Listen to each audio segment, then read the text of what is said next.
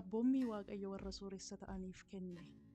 Namni Kiristoositti amane tokko yeroo hundaa eebbifamaadha. Sagaleen Waaqayyoo Efesoon boqonnaa 1 keessatti Waaqayyo karaa Kiristoos eebba hafuuraa hundumaa fi eebba waaqarraatiin akka inni nu eebbise dubbata.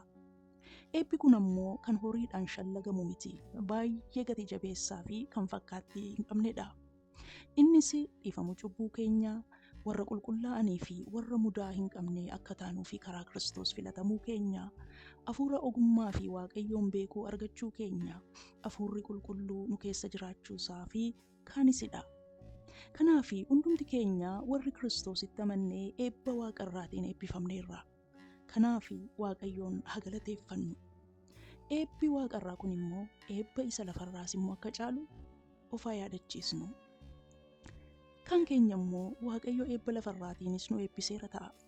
Tarii horii hedduu, qabeenya hedduu qabna ta'a.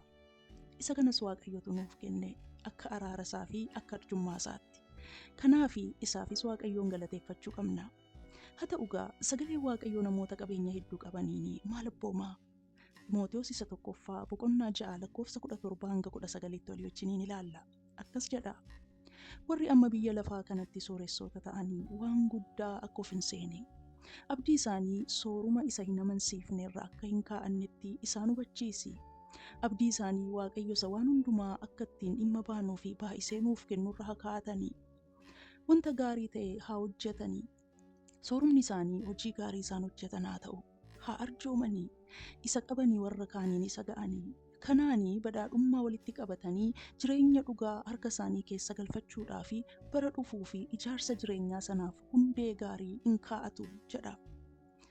Egaa sagalee Waaqayyoo namoota qabeenya qabaniin kana abbooma.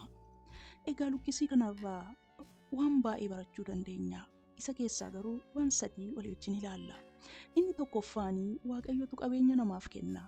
Dhimma ittiin baanuu fi baay'isee waan hundaa kan nuuf kennu Waaqayyo ta'uusaa hubachuu qabna.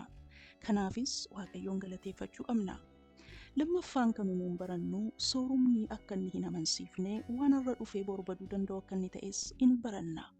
Kanaaf abdii keenya sooruma keenya irra utuu hin ta'in Waaqayyo sana nama jiraachisurraa akka kaa'achuu qabnu nu hubachiisa. Akkasumas waan sooressa taanee fi of tuuluun akka nurra hin jirres nu yaadachiisa. Inni sadaffaanii waan qabnu nama kaaniin ga'uu fi arjoomuun akka nurra jirus nu abbooma. Qabeenya baay'een namatti kenname akkasuma immoo caalaatti kennuutu irraa eegama waan ta'eef. Utuu namni hunduu waan an qabu nagaa jedhee obboleessa isaa tokko, obboleettii isaa tokko gargaaruu danda'e. Jireenyi tarii akkana ulfaataa hin ta'uu ture. Kanaaf yoo Waaqayyo qabeenyaan nu eebbiseera ta'e obboloota maalan nyaadhaa, maalan dhugaa kan jedhanii. Keessumaa maatii Waaqayyoo yaadachuu fi gargaaruun deebii kadhannaa isaanii ta'uun ga'ee keenya. Keessumaa namoota humna hin qabnee fi kan hojii hojjechuu hin dandeenye, maanguddoota, ijoollee of jiraachisuu hin dandeenyee fi haa qaqqabnu. Yeroos abboommii Waaqayyoo fiixaan baafna. Waaqayyo isin haa eebbisu.